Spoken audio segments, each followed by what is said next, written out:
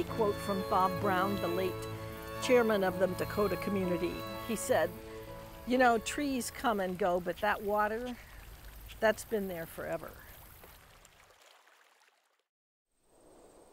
Nestled in the trees, along the Mississippi River, situated between public buildings and highways, just minutes from downtown Minneapolis, Minnesota, lies a place of great natural beauty and historical significance.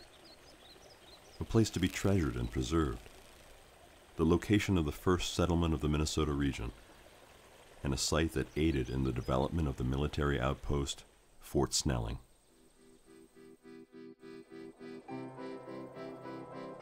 Part park, part historic site, and part natural feature.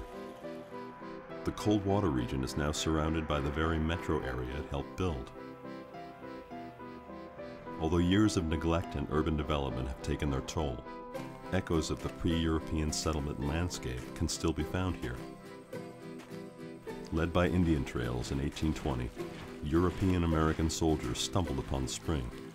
In need of fresh water, the soldiers began to set up camp. Prior to the arrival of the European American soldiers, Native American tribes had inhabited the region for the millennia, making their homes along the river bluffs. Coldwater Spring, a source of pure drinking water, was considered sacred to the Dakota Indians. Some Dakota traditions, wherever water emerges from the earth like this, it's a place where Tehi, the god of the waters in the underworld, emerges as well. For the Dakota, that would have been an important place. Drawn by the fresh water, the American soldiers made permanent camp here, and the area became known as Camp Coldwater. Shortly after the establishment of Camp Coldwater, the newly arrived American soldiers began building what would eventually become Fort Snelling.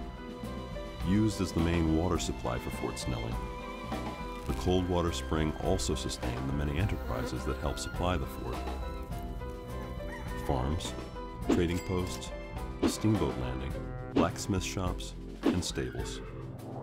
The community began to grow, and the settlers' efforts eventually founded St. Paul, St. Anthony, Bloomington, and Minneapolis, which set the stage for Minnesota's statehood in 1858.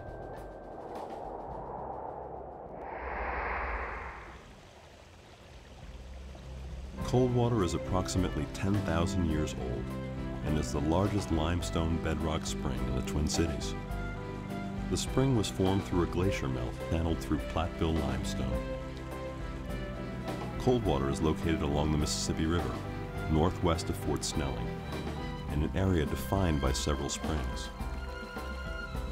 Coldwater's free-flowing spring eventually becomes a creek traveling down the Mississippi River Gorge into a wetland and a waterfall before emptying into the great Mississippi River.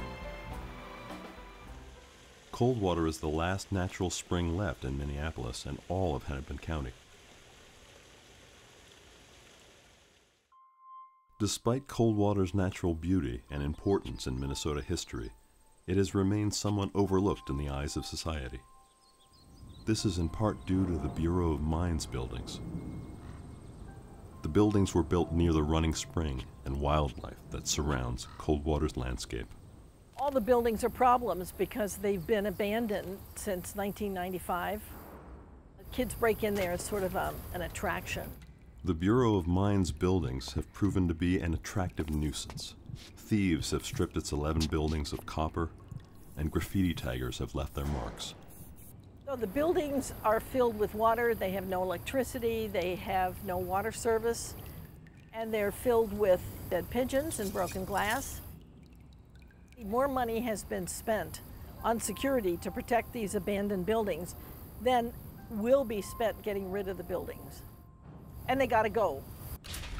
Since the closing of the Bureau of Mine buildings in 1995, Coldwater became orphaned federal land, but lacked proper land maintenance. As a result of improper maintenance, Eurasian buckthorn began invading the landscape.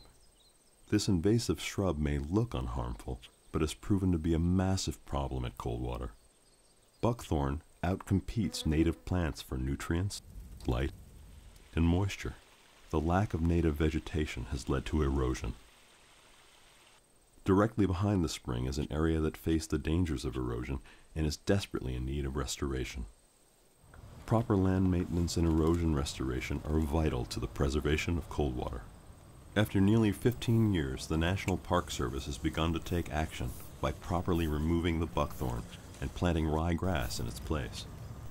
Ryegrass acts as a great tool for erosion control. The grass's roots will help strengthen the soil and ultimately prevent further erosion. After many years of debate, Coldwater is now under Park Service management, but a $3 million proposal to restore the land has yet to be cleared. Once the proposal clears and the money is attained, the Bureau of Mines buildings will be demolished, the roads will be ripped up, trees and invasive shrubs will be cut down, a prairie and oak savanna will be created, and ultimately, the land will be reshaped to its original state and become Coldwater Park.